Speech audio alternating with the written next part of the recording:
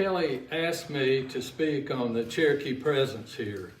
And it's one of my favorite subjects, one that I have studied for 40 years.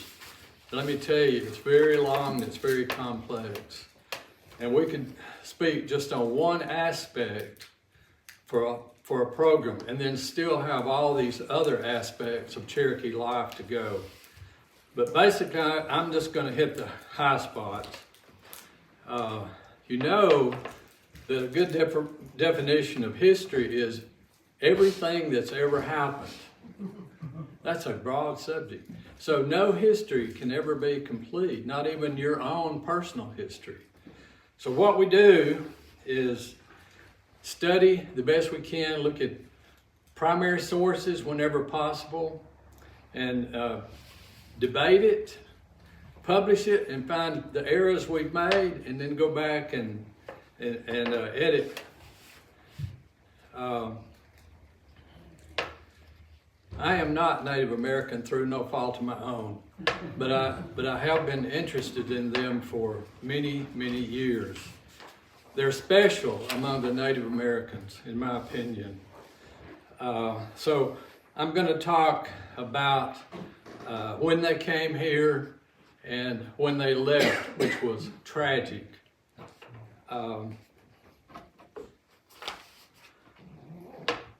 When Abraham Lincoln was assassinated in Ford's Theater,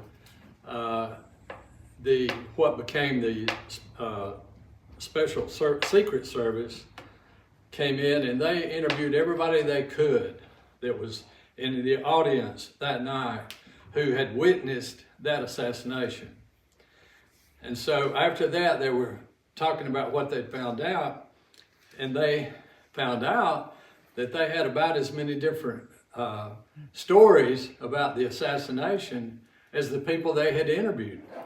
So everybody has their own perspective on history and the way it comes about. As far as the early history of the Cherokees, we have the Smithsonian Institution to thank, and especially James Mooney. James Mooney was one of the very first employees of their Bureau of Ethnology.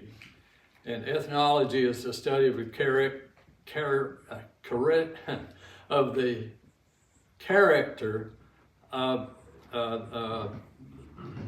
Native Americans. So this is the Bible. If you want to know about the Cherokees, read this. It's 670 pages long, and it is well done. Mooney was a very thorough researcher. When he started researching the Cherokees, he discovered 50 different spellings of the word Cherokee. And how that came about was they were mispronounced by different people over the years. They call themselves Jalagi. Jalagi. So when DeSoto came through in 1540, he being Spanish, they being Cherokee, they could not communicate except they understood the Cherokees to say they were Cherokee, but they were saying Jalagi. So as time went on, it all became Cherokee. That's how we refer to them today as Cherokee. They also referred to themselves as the Anayanwia, which in Cherokee means the real people or the principal people.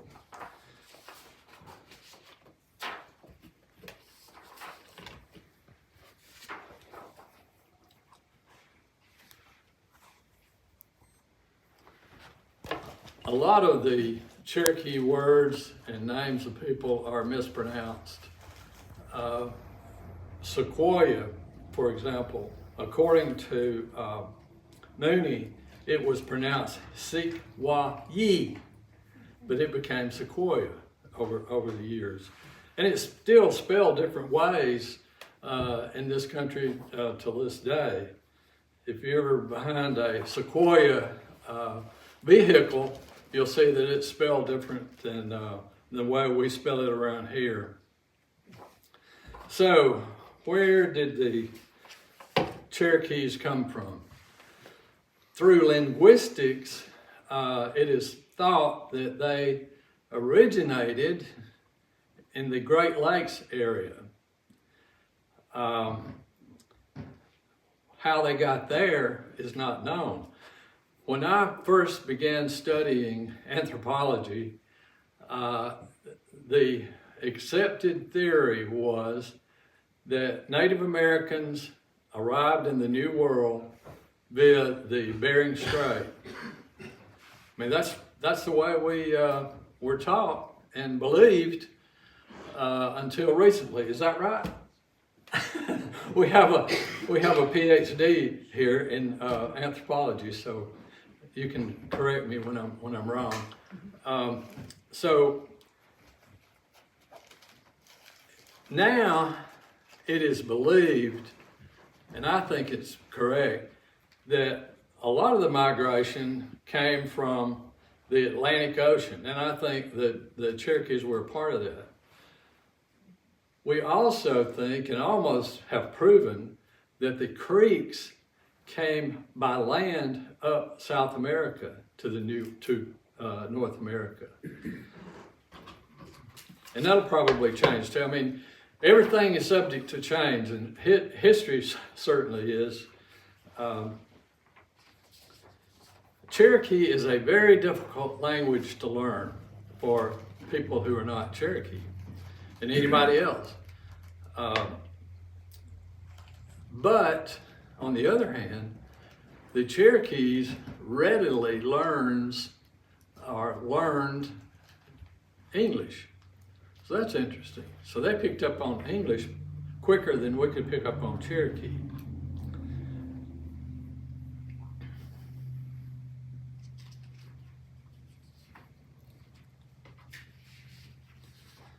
As far as the character of the early Cherokees,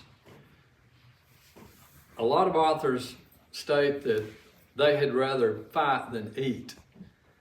And I believe that because they were a very warring nation for many years. Before battle, braves, a lot of the braves would fast, not eat anything, until they could fit a 16-inch leather strip around their waist. And then they would drink what was called the black drink, which was a drug that put them in a different state of mind. And so they were great warriors from the get-go. Once they came to south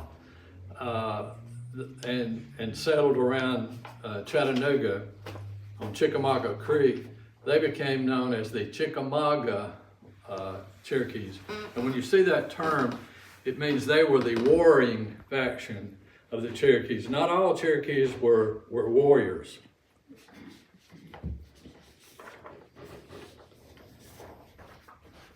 When they were up north in the Great Lakes region, they fought their neighbors, the Iroquois, and the other Native Americans. And they also started fighting the Europeans as they arrived. So as time went on, they were forced further south, ever further south. And so finally they wound up at what they thought was their final home in eastern Tennessee, on the Little Tennessee River. And they established their capital there, which they called Chota. So they lived there for many years, and then a lot of them moved to Marion County, Tennessee. Jasper is the biggest town in Marion County. And these were the Elizabeth Pack, the Lowrys, John Binge, and some others were in that group. They all migrated together. Some say Sequoia was in that group, but I don't think so. He was in Wills Valley prior to that exodus. So, after they get to Marion County, they have more problems with the illegal white settlers moving in, so they made another big exodus, and that was to Big Wills Valley and Little Wills Valley. Among the warriors who lived there were John Watts, Will Weber, George Lowry, Bloody Fellow, and others. Sequoia also lived there, but he was never a warrior who fought against the whites. He, in fact, fought with Andrew Jackson at the Battle of the Horseshoe Bend.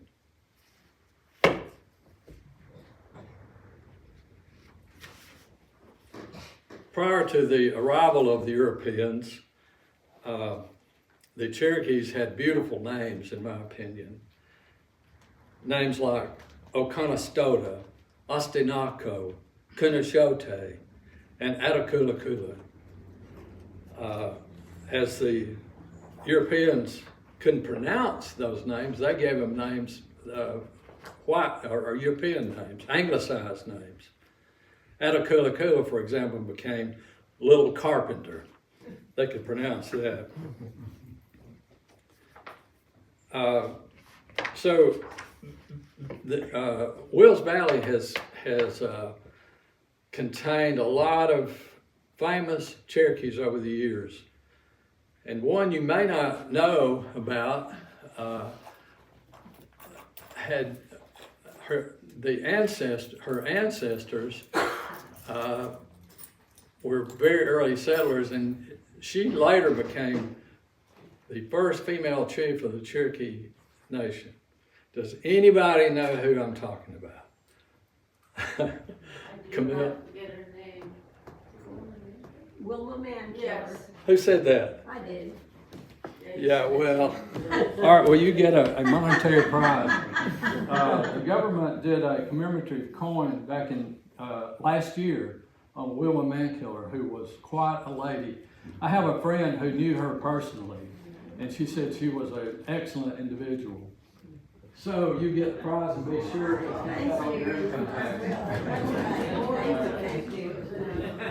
somebody else. Who else said? See if I have another one. No. It's okay, she didn't speak up in time. I didn't see it. You're a gentleman and star.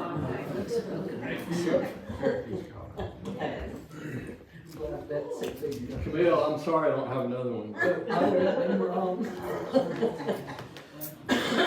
Anytime you have a question or a comment, please stop me, because otherwise we're going to be out here early and get to see some basketball. And Alabama won today, big time.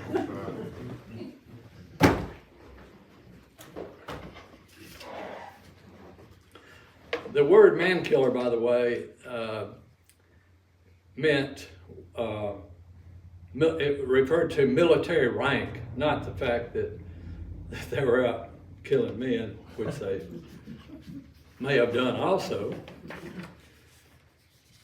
So we began having conflicts and wars with the Cherokees once they started, once the illegal white settlers started coming in. The Cherokees took revenge and started having wars with them.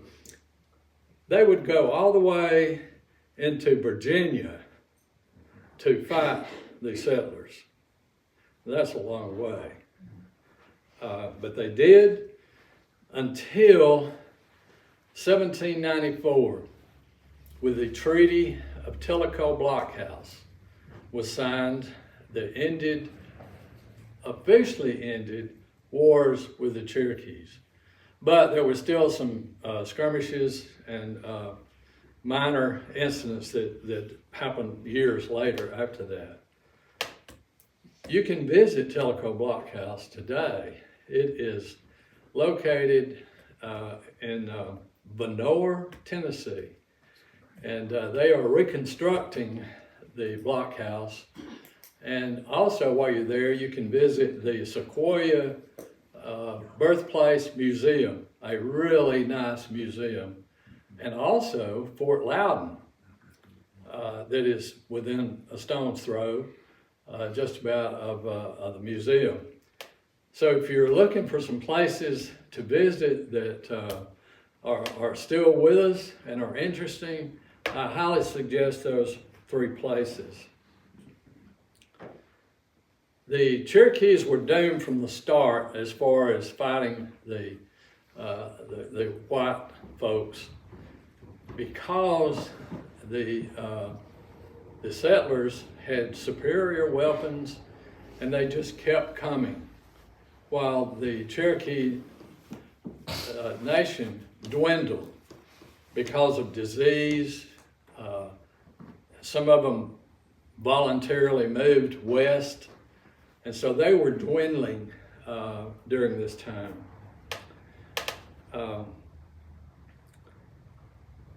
They were not savages, as John Sevier said, and John Sevier was one of the most famous Tennesseans who ever lived, later the first governor of Tennessee. He once remarked that Cherokee children were like nits that made lice and should be killed along with their elders. It was also said that to kill an Indian was the same as killing a buffalo, and it was a good thing. Hopefully that was the minority of the folks, because again, the Cherokees were basically good people, and by the 1830s they were successful as their white neighbors. They were farmers, ranchers, business people. I think that was their undoing. They were too successful. They were very superstitious. A lot of Mooney's book is about their superstitions, which is very interesting. And they had a bunch of them. For instance, the hooting of an owl or the croaking of a frog at twilight meant an ominous omen that they were in for some bad times. And there were lots of others. They were just very superstitious about just about everything. Mooney tried to find out from them, and he did find out about their belief in God and a supreme being, because that was of interest, and that's very complicated. But he said that some of the Cherokees told him when he asked them that the stars didn't just create themselves. In other words, a higher being created them. He also recorded different stories about how the earth was created. And that's interesting, and it usually involved animals and birds, how they created the earth. And a really good video of this is located in the Cherokee Museum in Cherokee, North Carolina, it's a wonderful museum. Has anybody ever been there? Great. So you know what I'm talking about. And adjacent is Oconaluftee Village, which is also very, very good and worth visiting.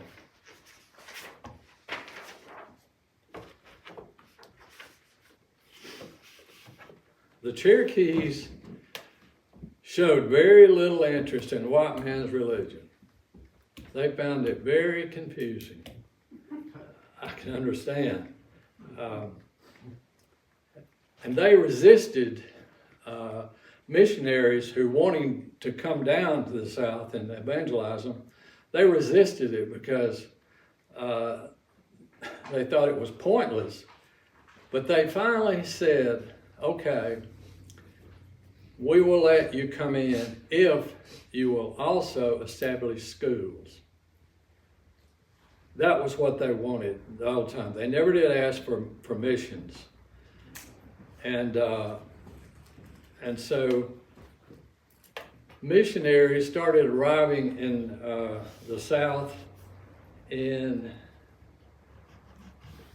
it was in 1736.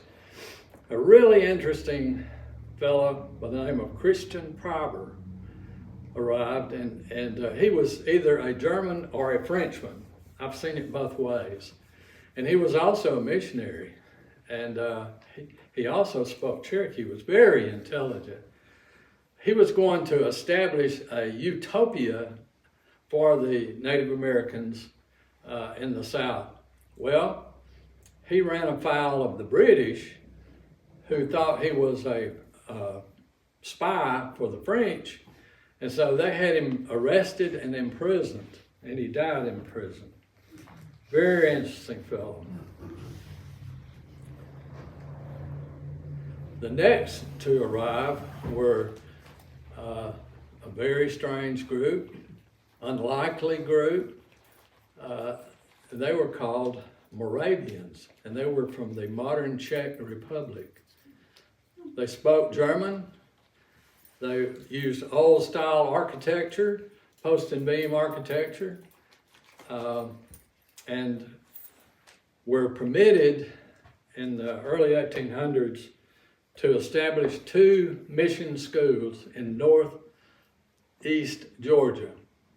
One was at Chatsworth, and you can visit a great museum there. Also the Van House.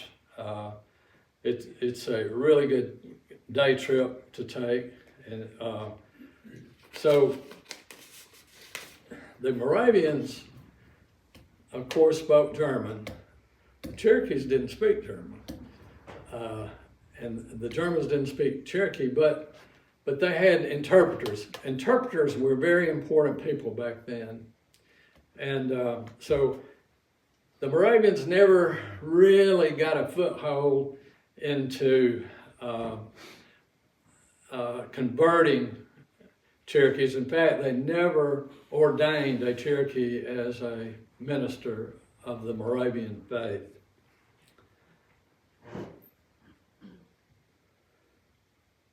The next to arrive were some unlikely folks also, and they were based in Boston, Massachusetts, and they were called the American Board of Commissioners for Foreign Missions.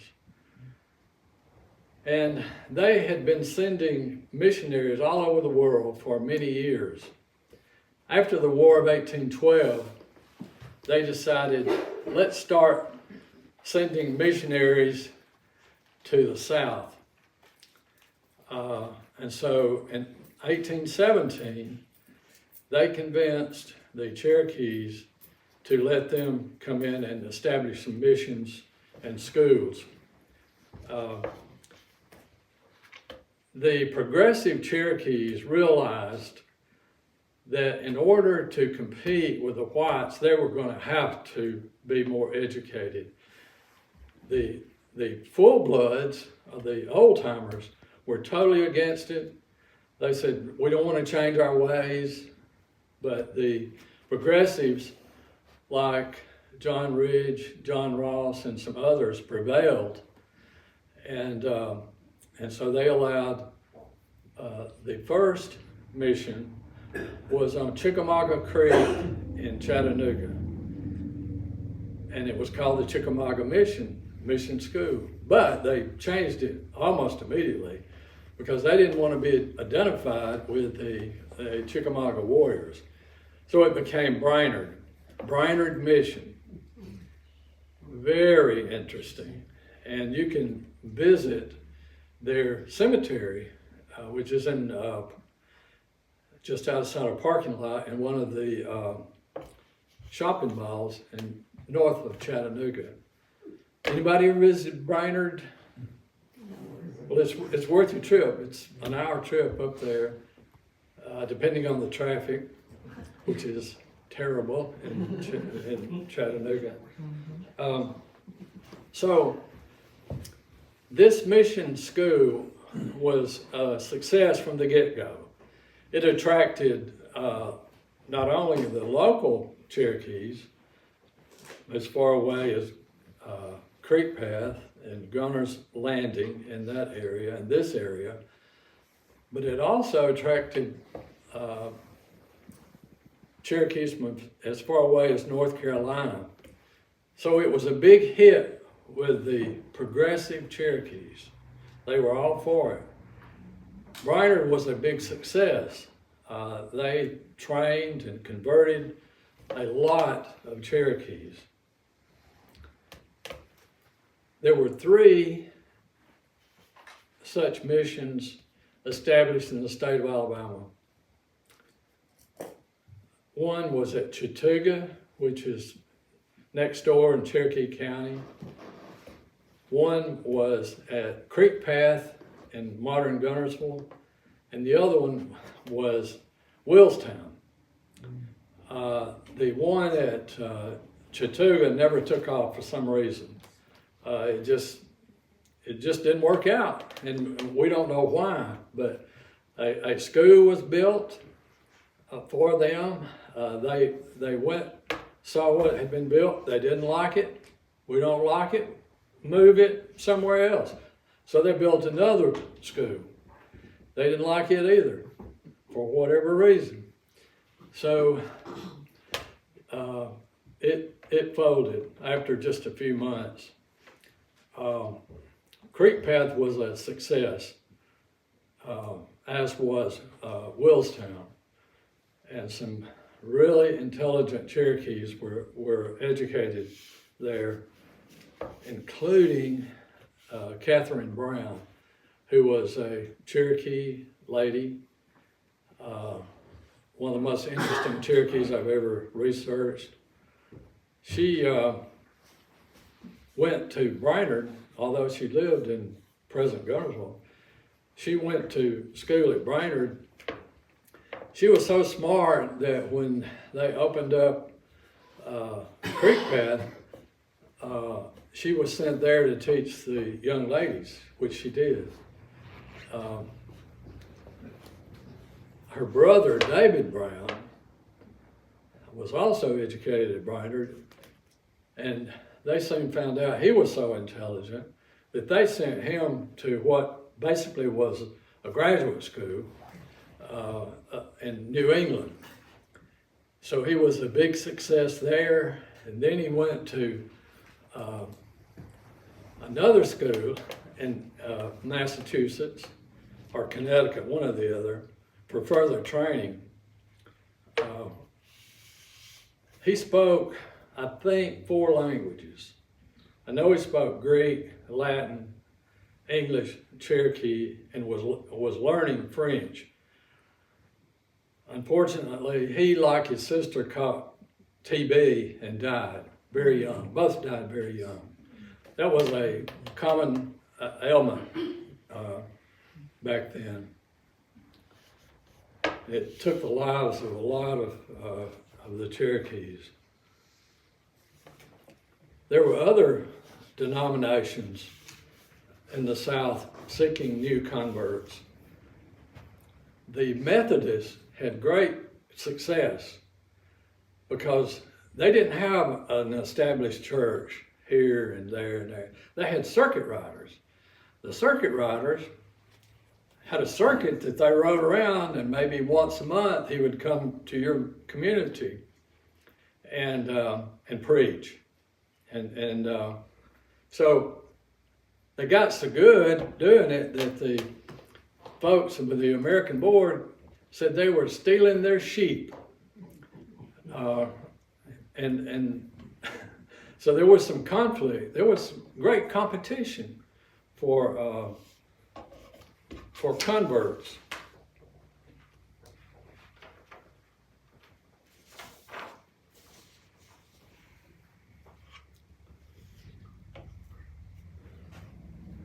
Well, the Cherokees by the 1830s were about as civilized as any of their neighbors. And they were doing everything that they were asked to do. The Civilization Act was passed where the government would give them looms and other things and hoes and shovels, and they took advantage of it. So they were doing everything the government that asked them to do. But Andrew Jackson had other ideas. And when he was elected, I believe in 1828, am I right? 1828, ballpark. He was instrumental in passing the Indian Removal Act of 1830. That act set in motion the removal of all Native Americans living east of the Mississippi to the west to Indian Territory, which later became Oklahoma and Arkansas. Well, things rocked on. The Cherokees did not voluntarily remove to any great extent. And so Jackson got tired of that, and he told his agents, we want them all moved, and we want them moved quickly. And so he sent some of his agents down to New Echota and brokered a treaty with the Cherokees, but there were no real chiefs at the meeting. In order for a Cherokee to sell property to the government, it had to be passed by the National Council and by the chief. John Ross was the chief. John Ross was in Washington, D.C. Actually, they called it Washington City back then, trying to save his nation. George Lowry was not there either. George was the assistant chief. So the agents promised the Cherokees, if you will come to the meeting, we will give you blankets, kettles, and other instruments. If you don't come to the meeting, then we will assume that you're for removal. So there was plenty of liquid refreshments right before they voted, and so the vote was for removal. Major Ridge was the leading person, the leading Cherokee. He and his son John and nephew Elias Boudinot were backers of that treaty, the Treaty of New Echota. It was passed December 29, 1835 by those minority Cherokees. Well, it was debated in the Senate, a lot of opposition to it, but it passed the Senate fraudulently. You know, all treaties have to be passed by the Senate. So here's a side note. The Senate passed the bill, the treaty, May 23rd, 1836. During the time that they signed it in New Echota and the time it became law, 3 counties were formed fraudulently in Alabama. DeKalb, Cherokee, and Marshall were all formed January 9, 1835, prior to the treaty being ratified. that amazed me when I found that out. They were determined to get rid of the Cherokees. So a group of my friends and I applied for a grant through the National Park Service Trails Division to study removal from our area. There were about 12 different detachments from North Carolina all the way to Alabama that were formed. They would round up about 1,000 Cherokees in those 12 areas, and then form a detachment, and that detachment would go as a group to the west. So we were fortunate to get a grant, and this is half of the study that we came up with. It is the Alabama collection counts, forts, immigrating depots, and travel routes used during the Cherokee removal of 1838-1839. So DeKalb County had some removal areas. Yes. Before you get into the removal, if you don't mind, back to the Senate, when you said the Senate passed it, there was fraud involved in that. I'm aware of the split here on the Cherokee, and what was the fraud in the Senate? Can you just briefly? What was the what? Fraud, when you said it passed fraudulently in the Senate. The treaty itself was fraud. Yes, that I'm aware of. I Yeah. thought you were saying it was, okay, It passed by one vote. yeah. To me, it's the worst treaty ever that this country has ever signed. Anybody else? Good point, thank you. Anyway, so DeKalb County had some major areas where the Cherokees were collected. Rawlingsville, has anybody ever heard of Rawlingsville? It's down near Fort Payne. Fort Payne proper was a collection. In fact, they built a fort there. And you should know that the forts that were built were not to house the Cherokees, but to house the supplies and some of the troops. You know, it'd take a large fort to house 1,000 Cherokees. And that's how many there were in the business towns. There was about 1,027 Cherokees. They congregated, the folks from Rawlingsville and Fort Payne congregated at what is now Lebanon, which is about 7 miles south of Fort Payne. They began their march at the cabin site in Fort Payne. Have y'all anybody seen the cabin site? It's very interesting. We've had some interesting excavations there over the years.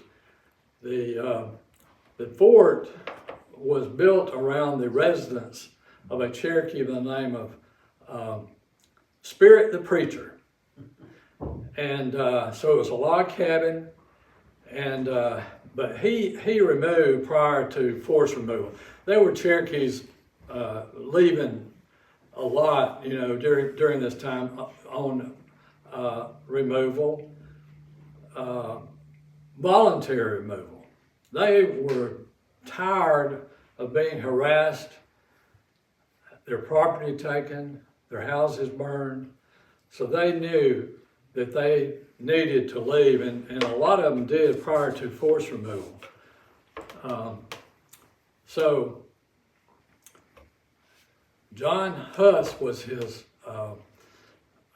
other name that the whites gave him. So he had a log cabin, and they built the fort and incorporated his house into the fort. The reason it was built where it was because of the big spring that was located nearby.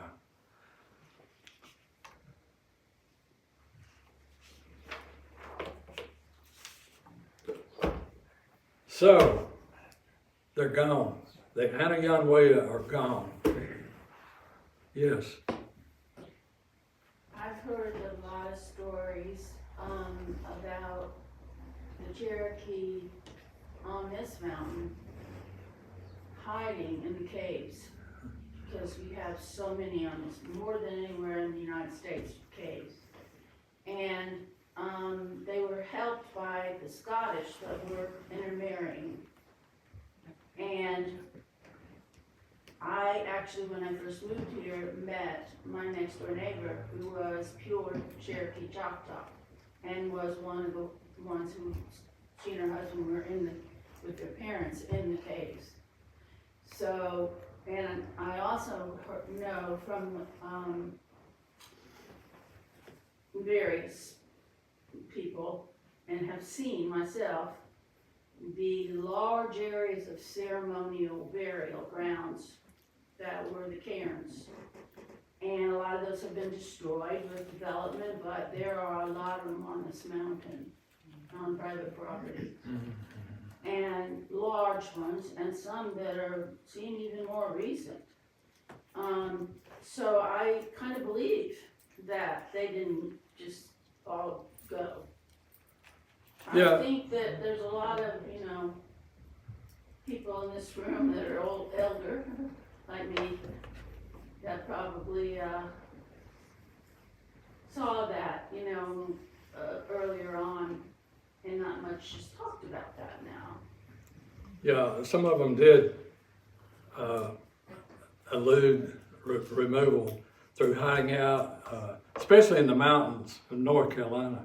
Yeah. I was just gonna say, following that up, my mother taught school down at Etowah High School in Ocala, back in the maybe late 60s to early 80s. And she once told me, don't let anybody tell you that all the Cherokee were removed, because I've got classrooms full of Cherokee. Yeah.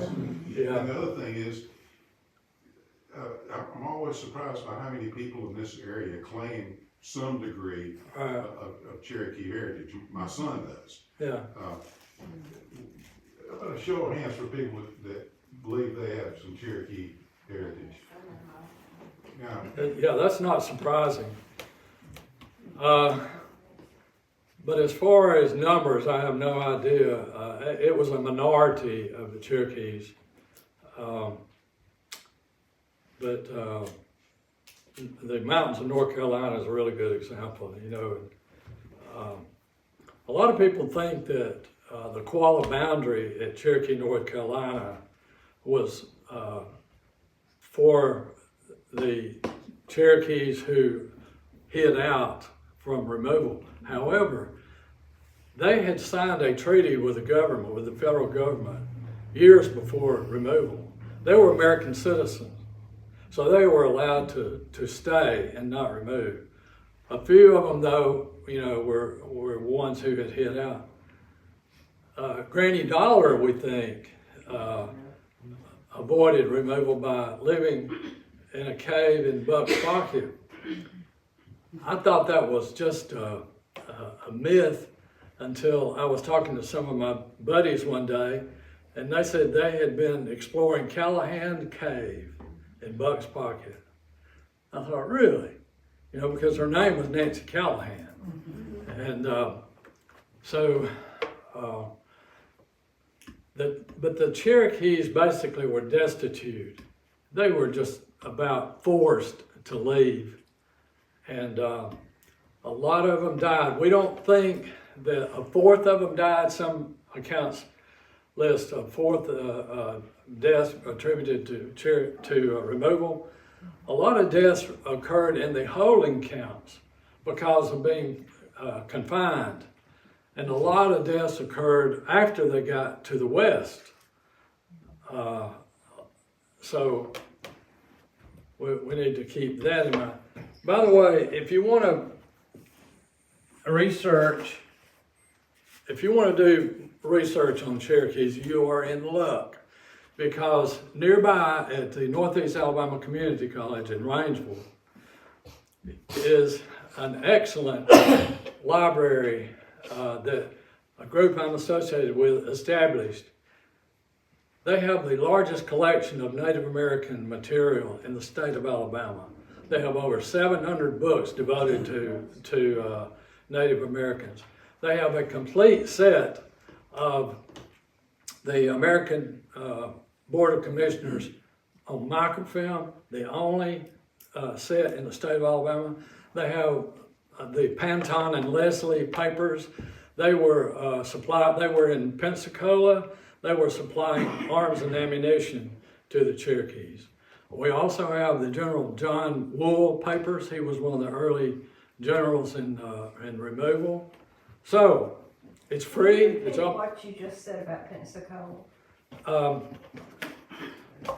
There was a company called Mentone and Leslie, and they were suppliers of powder, weapons, and other supplies.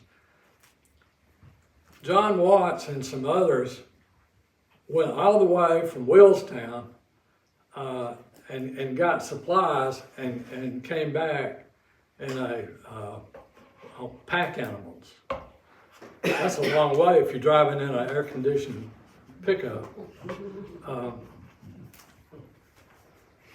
Anyway, What was the cause of the deaths mostly when they were in Fort Payne or and out west? Was it disease? Was it like conditions of how they were being kept when they were in Fort Payne? What was it that caused? I'm sorry. So what caused their death mostly in Fort Payne? You said it didn't happen on the Trail of Tears, not all of it. Some of it happened in Fort Payne. So what was it that in Fort Payne at the fort that caused their death?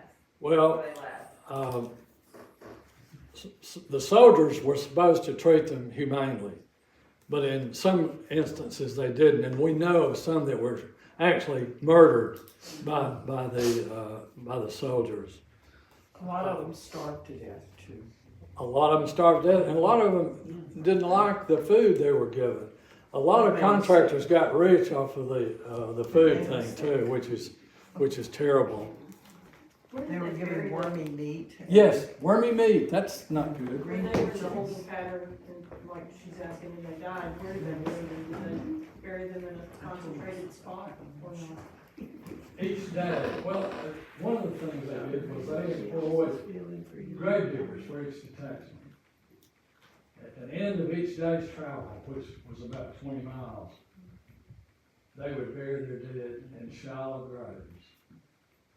Very tragic.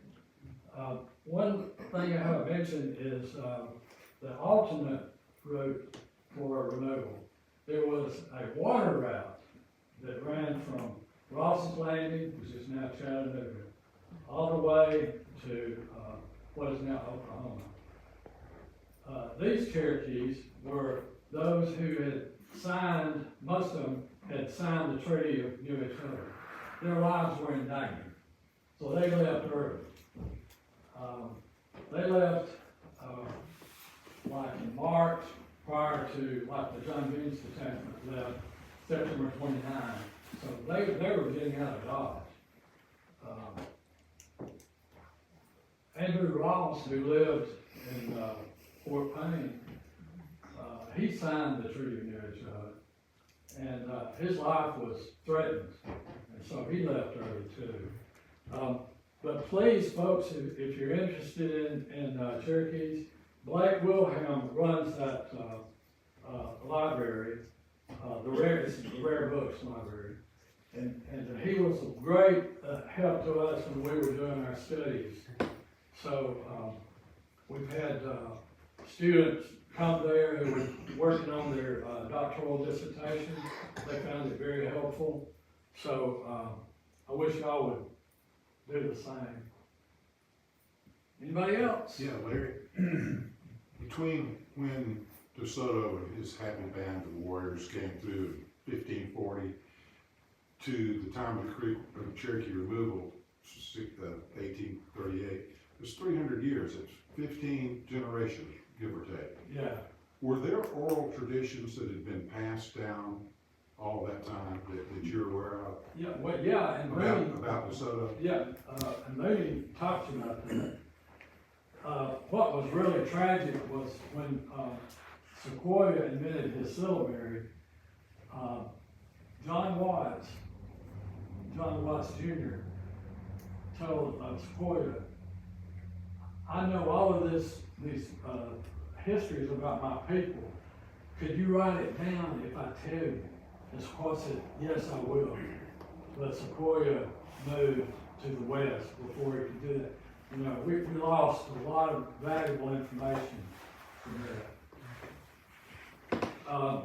One thing I forgot to tell you, and then I'm gonna hush.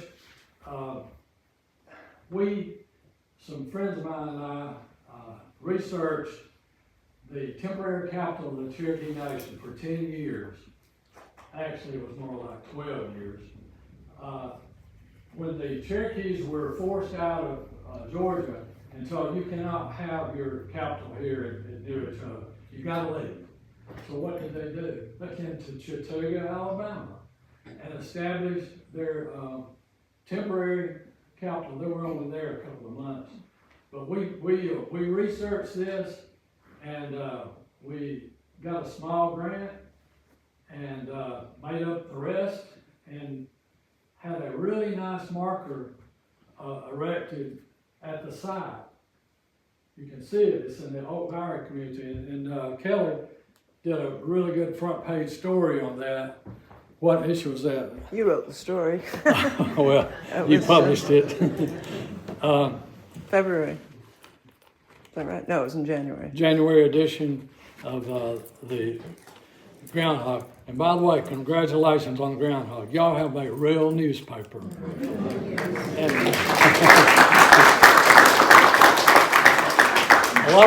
a lot of newspapers are going out of business. Y'all are expanding. So I love it. It's my favorite newspaper. Okay, that's all I know.